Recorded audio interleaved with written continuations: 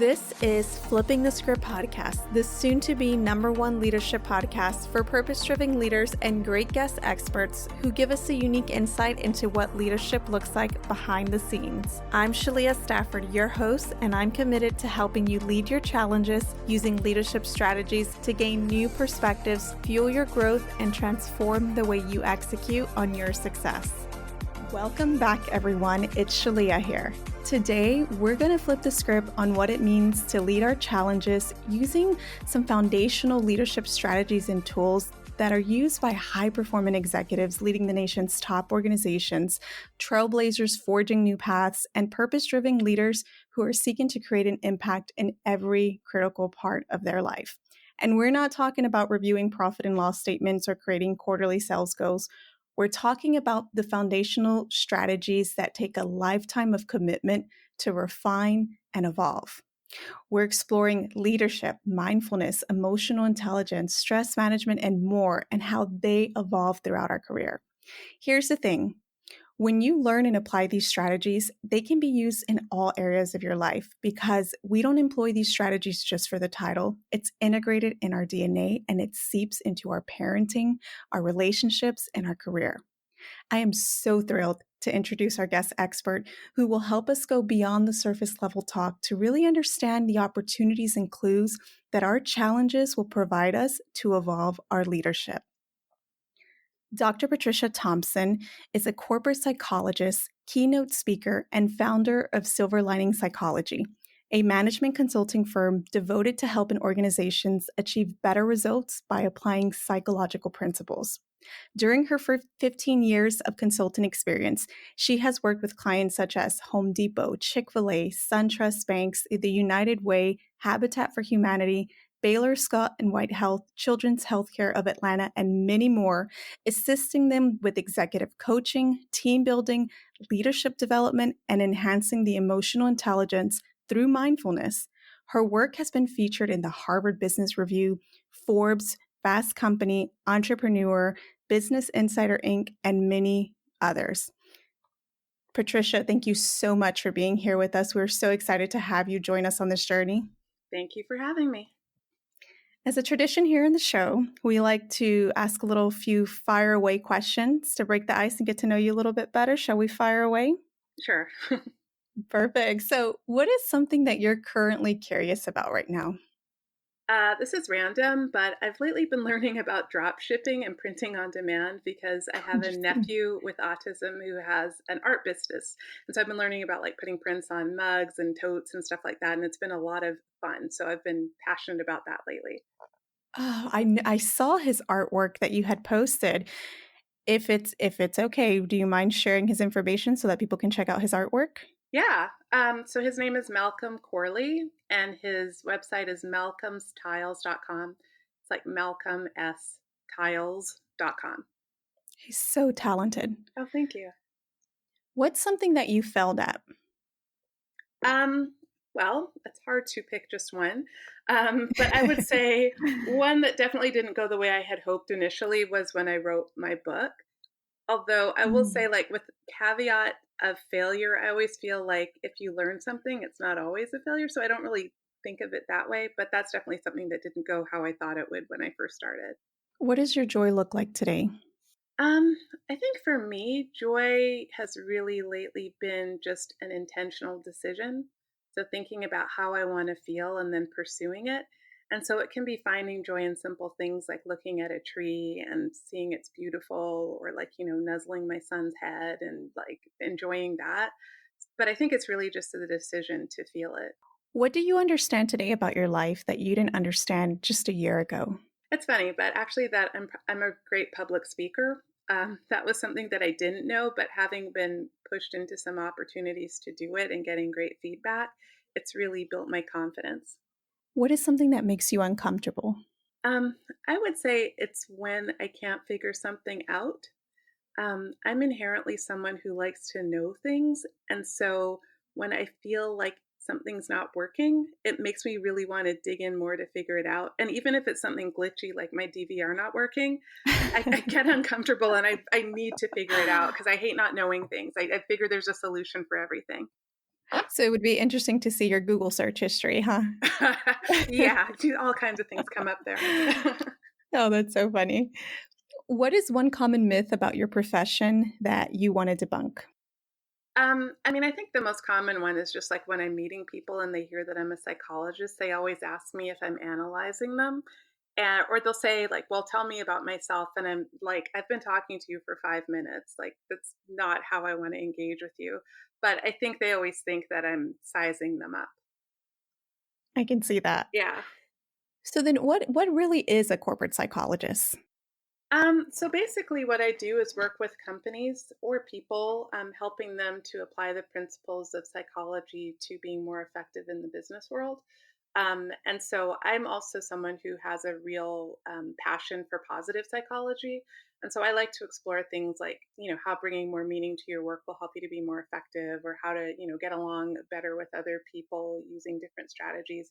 I just find that so many of the people that I work with are stressed out and also just see work as something that's not always enjoyable. And I don't think it's always going to be enjoyable, but I think it could be a lot more meaningful and enjoyable than most people make it. So, you've had experience working with so many different organizations, seeing different cultures, successes, challenges. How do we find joy even through the challenging moments in our career? Yeah, I mean, I guess it's kind of tied to how I look at the concept of the failure question. Yeah. And that I think that there's always something to learn, even through the challenging times. And I think the other thing, just to really think about when you're having a challenge, is, are you resisting the challenge? Because I think a lot of times when you resist the fact that there's a challenge going on, you add on all sorts of secondary emotions like angst and anxiety and just not wanting it to be the way it is. And so I think if you can get to a place where you can accept that, hey, I don't want this to be happening, but it is, and you can get to that point of acceptance, I think it gives you more clarity in the moment to really be able to bring your best self to deal with the challenge, but also to be able to learn from it and allow it to make you better.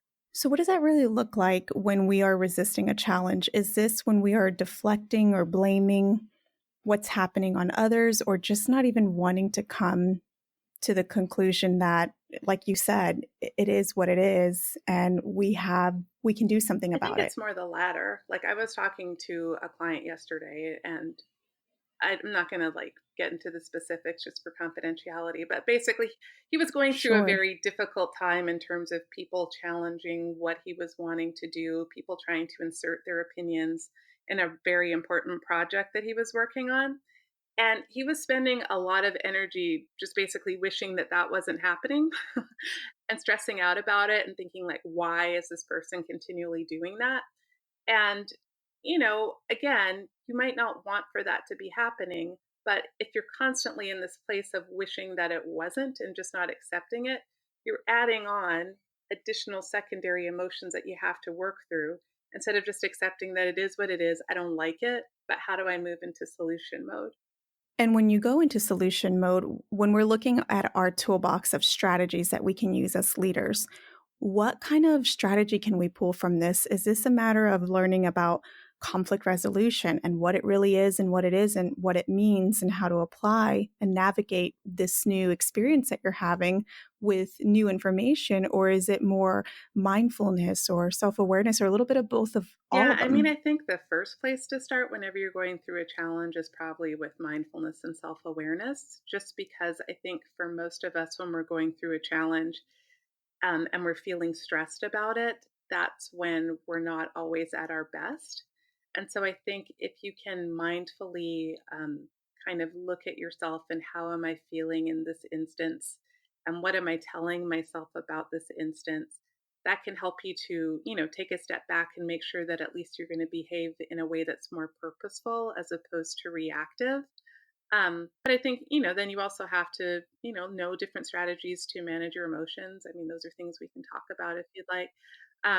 But I think you've got to get to that place of like being grounded and clear and not emotionally reactive before you move into any of your other strategies. Because if not, they might not play out in the way that you would want them to. Like if you move into conflict management, but you're still stressed out or mad at the person, that's going to look different than if you're able to acknowledge I'm irritated. Let me manage that irritation before I go ahead and do something about it. Oh, I'm excited to pick your brain on this one because you have my gears going now. You took my thought right out of my head when you had mentioned in order to even practice mindfulness and to ask ourselves the question, what am I feeling? I know I've heard from so many purpose-driven leaders, sometimes we don't even really understand how to name that emotion or what it means to even get to the point of mindfulness. So in taking that step back forward or step back, when we think about emotional awareness, what is that? How does that apply? And what does that look like to get to the point of being mindful? And I'm going to ask you like 10 questions here because Okay. this is exciting. And you actually, in your podcast, and I highly recommend that everyone listens to Dr. Thompson's podcast. It is so good. But you really helped me personally understand the difference between mindfulness and self awareness. Can you kind of break down all these jargon words that we tend to use and put them in order of maybe where we have to start first to evolve each skill? So I would just define self awareness as having an understanding of who you are as a person. So, you know, and for instance, in the work setting, what are my strengths? What are my developmental opportunities? Where do I want to go? What motivates me? What are my values? Like all those different sorts of things. So just understanding who you are, what makes you tick. And I think mindfulness is something that can help you to become more self aware because mindfulness is basically the process of kind of directing your attention in a non judgmental way, trying to bring yourself into the present. And so if I observe myself in the present, like say right now, I guess my present feelings are excitement. I'm feeling happy because this is a stimulating conversation to have. And so that's a subset of who I am as an individual. That's maybe having self awareness in the moment. But I think of self awareness as a whole as something much broader. So mindfulness is kind of a tool to help you to become more self aware, would be how I would describe it. And what about emotional awareness and emotional intelligence? Where do those come into play? So I think emotional awareness is again just a subset of self-awareness. If I'm aware of my emotions and what I'm feeling, then that just helps me to have a better, I guess, insight into how I might interact with different people at different situations or how I handle things. And then emotional intelligence is really the ability to understand yourself, recognize your emotions, manage your emotions in the moment, and then also kind of understand other people and manage your relationships with them. So they're all kind of intertwined. Emotional intelligence has to do more with, I guess, understanding yourself and others and using that information to navigate your relationships. But I think that the foundation for all of it is being self aware and understanding yourself and how you're showing up in your interactions with other people. Mm. What do people usually get wrong about self awareness? As an example, where they think they're self aware, but it's really not self awareness. I mean, I think all of us are prone to having blind spots at times. And so I think one of the reasons why people have blind spots is because they might not want to ask others for feedback, or they might not be open to feedback that others give them. And so I think the main gap in self awareness often just comes from having these blind spots that you're unaware of, and kind of not wanting to know.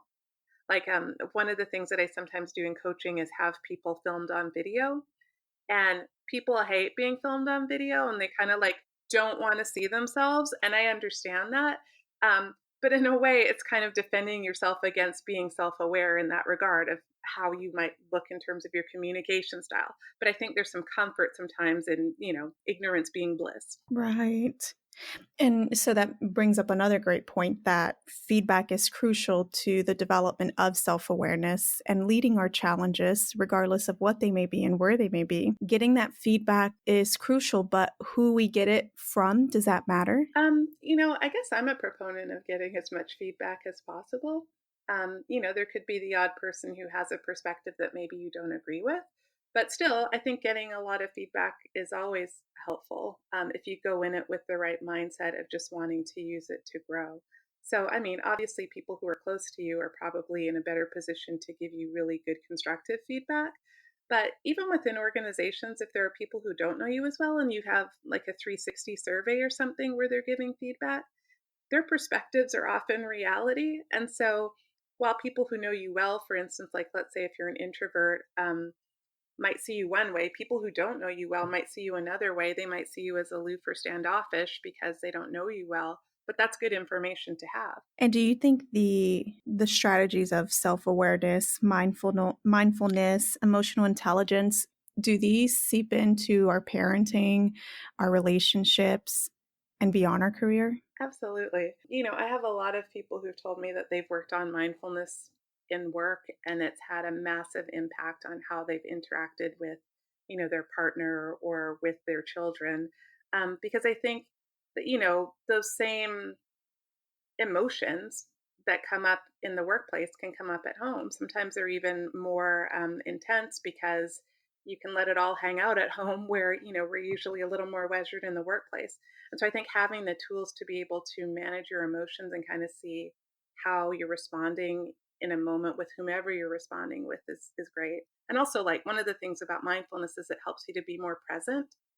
And I think often at home, people are not as present with their loved ones Yes. as they might want to be from a values perspective. And so it can be a good wake up call on something that I think really can help relationships. Okay, so we jumped into kind of talking about the strategies here, but I'm really curious to learn what have been some of the biggest lessons that you've learned in your career journey, and how did you get started in this? Um, well, so I really fell into doing corporate psychology because actually my PhD is in clinical psychology. And so my kind of desire initially was to be a therapist. But when I was working on my postdoc, I was actually at a public hospital and there were different people coming in who told us things we could do with our career. And someone talked about corporate psychology. And it just seemed really interesting, like an opportunity to work with a different population of people. And there was travel involved, and it seemed kind of, I guess, initially pretty sexy. And so I figured, well, I can always try it out. And if it doesn't work, I can go back to therapy. But I fell in and I really loved it. It was a big culture shock. But I love the challenge and the fast pace and getting to work again with like different sorts of people. And so that was really how I fell into it. And I would say, one of the learnings, even just going from clinical to corporate, was just dealing with the initial culture shock. Because what I found was that I was working with people who were, initially a lot older than me. Vast majority were men, and almost none of them were people of color. And so, kind of dealing with my own, I guess, thoughts and insecurities and concerns about how I might be received were things that I had to work through. And so I think, when you talk about mindfulness and just being self aware and looking at yourself in the mirror and figuring, like, what can I do to be more effective and comfortable in these situations? I mean, that was something that I definitely had to work through at that point. It's very interesting because a lot of times throughout our career, when we get to these cross points that really provide us with some challenges, we can either use those to stay in our comfort zone or explore new insights to better understand who we are with different people and with different demands of different situations and how we can evolve the way we move about in the world. Hmm. Where did Yeah. you first start when you were experiencing this tension and these differences with the culture? Yeah, I mean, I would say initially I probably did what everybody else did, which was to vent in each other's offices about the culture. If I'm going to be honest here, Therapy, but therapy. but then I think I got to the point where I realized like I don't want to feel this way, and so it was Mm. kind of like this issue of acceptance again. Like this might not be the perfect culture for me, but I'm learning a lot. And there are a lot of aspects of the job that I like. So let me just stop resisting the parts that I don't like and do something about it. And so, I actually did what I could to help shape the culture in terms of coming up with ideas and presenting them to the boss. And I was someone who built a really good relationship with my boss. And so I was able to, sort of give feedback that maybe other people couldn't give. But I really just tried to empower myself in it. One of the other things that was a challenge was that the level of quality that was expected was really high and like almost perfectionism. But I just kind of thought, well, if I produce the highest quality work that I can, I'm not going to get in trouble or have someone nitpicking at me. And so it made me better because I was producing higher quality work. And then I think the other thing was, I accepted it for a time. And then, my desire to do something else got strong enough where I decided, okay, now I'm going to take a risk and go out and do my own thing.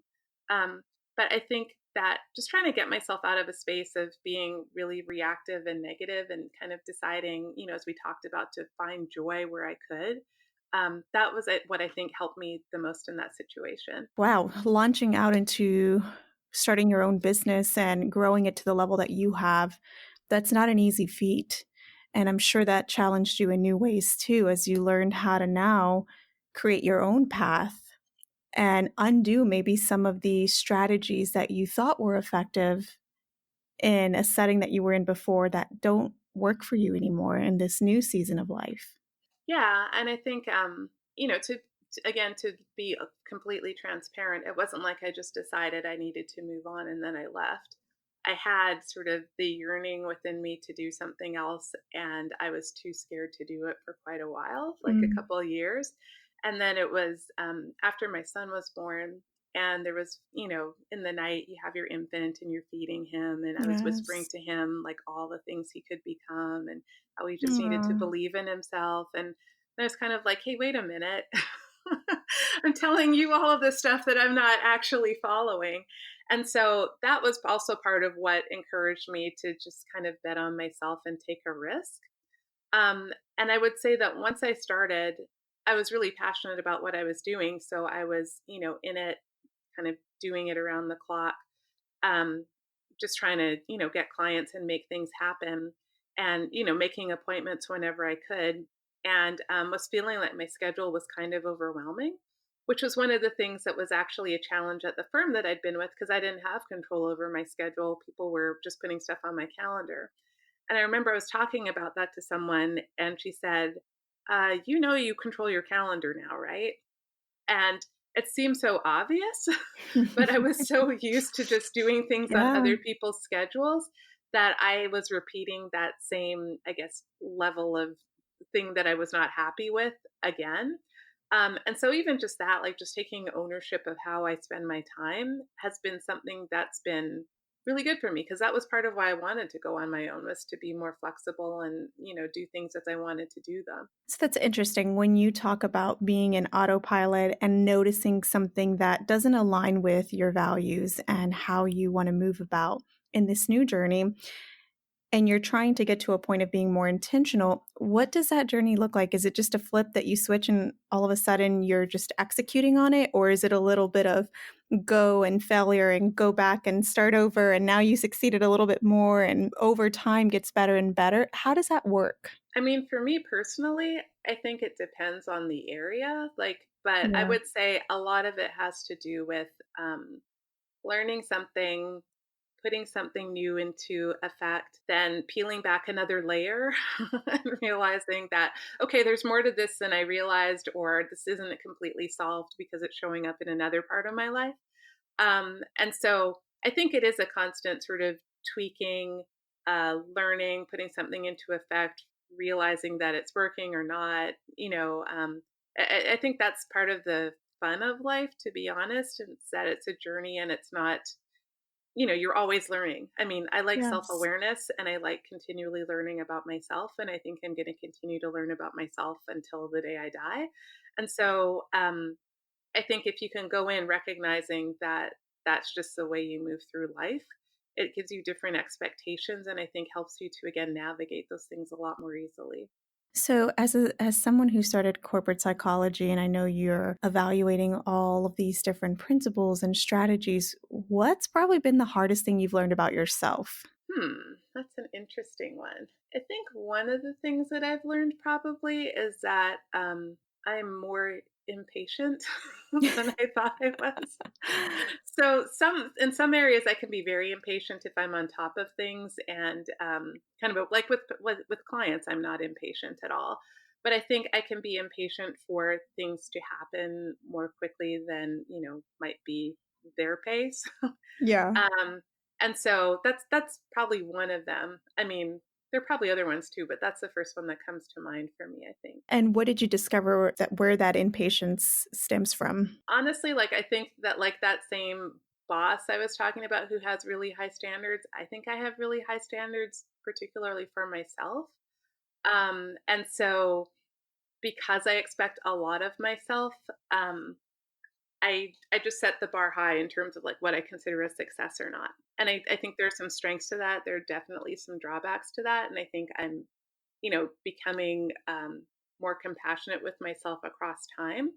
Like I'm much more compassionate now. If you think of like the question about a year ago, I'm more compassionate with myself now than I was a year ago.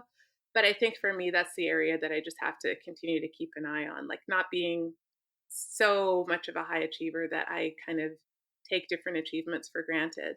Because I think that's something that I tend to do a lot. Like I'll do something, I'll be like, oh yeah, that was great. Now on to the next thing, and not really savor the win that I had. And I think that's something we can all relate to. And it's always nice to hear that we're not alone in this journey. But what did that compassion look like in the change of narrative from a year ago to today? I think really it just has to do more with savoring the experience when I do something well. And so this might sound kind of nerdy, but it is what it is. I actually like make a note of writing them down. Oh, I And love that. so Yes. I have a spreadsheet, and every day when I have wins at the end of the day, I'll like write them down. And a win doesn't have to be something necessarily, like getting a new client or something like that. It could be like feeling like I was totally in the zone when I was coaching someone, or something like that. Or it could be a small win, like selling a book and on Amazon, and the royalty is like not a lot, but it's still Yeah. something that is an indication of something that I've been doing. So I think I've just been more intentional about keeping track of what's going well for me, and then looking back through the spreadsheet, it really can help to kind of boost my mood. Um, and I think that's been the biggest one that's helped. I love that. And that's something that I know I need to practice more of. So thank you for reminding me about that. I think a lot of people who like to achieve are always on to the next thing and don't give themselves enough credit at times. Yeah. And it's sometimes like we have to override our own brain. So true. But I do find like whenever you start a new behavior like this thing with the spreadsheet, I think it rewires my brain so that I'm attending to different things. And that's why I think Mm. across time you develop these new thought processes. And, whereas before it might have been something that was very purposeful, I think it becomes more automatic. So it's much more automatic now than when I started, several months ago. I love that. That's the strategy that I will be using. And I highly encourage those of you who also struggle with this in terms of we're just always looking for the next big accomplishment. We love it, but at the same time, we have to remind ourselves of all the great things that we're doing. And that leads me to another question that I have that you spoke about that really got my attention. You talked about the boundary experience. And it was very intriguing to hear how you laid it out. Can you tell us a little bit more about how that plays a part in our life? The concept of boundary experiences comes from existential psychology, or that's where I learned about it. And it's kind of the idea where you're faced with something that is like a milestone in your life. So whether it's, a milestone birthday, or maybe for people, it could be an illness, or it could be, someone close to you dying, or something like that. And all of a sudden, it kind of wakes you up and makes you think about like, what am I doing? And am I Mm, happy with how I'm approaching things? And so, I mean, I've had a number of boundary experiences in my life. I would say the one with my son was a very important one. Probably a few years ago, actually, my dad died. And mm, I was, sorry. very close to him. Yeah, thank you. And again, I just think those remind you that, life is finite. Yes. Um, and so, what do you want to do with the time that you're here? And a few years actually before he died, and he wasn't sick at the time, I was just asking my parents, what are some things that are important to you, or if you look back on your life that, you might have done differently. And both of them had, kind of some variation of smell the roses, but also I wouldn't have sold myself short, Mm, or I would have gone a little bit more for the things that were important to me. And so that's also something that I think about. And I think that because I've approached things that way, it makes me a lot less fearful of failing. And it makes me a lot more likely to want to try things because I realize that just because something is in your comfort zone or it's familiar, I think of it more as it's familiar, but it might not even be comfortable. Like in the 2 years before I left the firm, it was familiar, but it wasn't comfortable. Like every day I felt like I wanted to be doing something else. And so I do think that a willingness to kind of think about what's important to you in life and to decide that you're going to try something else um, can be, I think, really impactful. And I know I'm going on long, but I'm really passionate No, about this please do. I topic. loved it. Yeah, Yes, yeah. give us more. So there was this book. I don't know if you read Trevor Noah's book, but to paraphrase something that he said in there that I think is really powerful, is he was saying basically that failure, you can handle failure because it's an answered question. But he says that regret is an unanswered question. Like you never know what if because you never tried. And so he's much more, against wanting to experience regret than failure. And I think that's how I feel too. Like I feel like I can bounce back or I can learn through the process. But the kind of not knowing what if is something that I don't want to have those. So Oh, I love that. And even as a mother, it's something that I know we share in common is we want to have these experiences to be able to one day say to our children, I was scared, I tried it, but here's what I learned. To be able to be that wise leader for them requires us to step into that. yeah, and I think, children learn based on what they hear you say, but they also learn based on what you're doing. And so even if I never had that conversation, but he saw, later on that my mom led her life a certain way, or these are the sorts of things that she did, I mean, that's going to have an impact on him as well. So yeah, I think just setting the tone for him is something that I think about too. And it's so hard for us to remember throughout every season that we're in our career, whether it's the beginning, the middle, or we're in our late stage of our career. We spend 47 years of our life on average from the time that we're 18 to 65, really investing in our career, navigating the complexities of success. But at the end of the day, we get one go at this, and we don't know how long we'll be here, but we do know that we do have this time now and experiencing the joys of overcoming and challenging ourselves and learning from our failures, like you said in the beginning, to really create this newfound strategy of how we show up in the world is just a gift in itself. Yeah, I mean, I think a life well lived is one where you're present and one where you're not just sleepwalking through it. And I think that's why mindfulness can be so helpful because if you're present and intentional about being present, it brings a richness to your experience. Um, and I just think that too many people are not fully present. And so they do have this idea of kind of sleepwalking. And it's not something that I think a lot of people are aware of. Um, but I think you miss out on a lot of the beauty of life if that's how you approach it. And there you have it. Thank you so much, Patricia, for spending time with our listeners today. Before we wrap up today, we love to have our guest experts leave us with a challenge for our purpose-driven leaders and the organizations who are listening. How would you challenge our audience today based on our conversation? I think it would be just the thing that I said last, like just challenge yourself to be more present. Be more present in your interactions with people, be more present as you're going about your work. You'll actually be more efficient that way. Be more present with your family, be more present when you're having an experience. Anything, even if it's being present as you're eating your lunch, you'll find that that's a different experience. But I think that by bringing that sense of presence, you will find that you find joy in different places of your life that maybe you weren't aware of, and that your life is kind of turned up the volume in terms of your experience of it. And how can our listeners connect with you? So you can find me on my website at silverliningspsychology.com. And I actually have an online mindfulness course. And so if you want to learn more about it, I definitely encourage you to check it out. You can also find me on Twitter at Patricia_ATL. Perfect. And I'll make sure to include in the show notes a link to Patricia's book, The Consummate Leader, a holistic guide to inspiring growth in others and in yourself, and her executive mindfulness course online, which is a self-paced course to help teach professionals about how to apply mindfulness practices in the workplace. And she also has a variety of other courses on management and emotional intelligence that I highly recommend that you check out. And please visit the show notes at the end to see where to access that.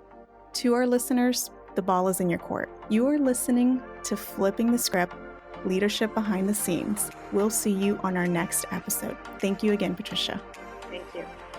If you found even the smallest nugget of wisdom in this episode, share it with a friend and your friend will thank you. Let's continue the conversation with like-minded leaders and join us on Facebook at Go Flip the Script. Until next time, I challenge you to incorporate what you learned today to evolve your leadership impact.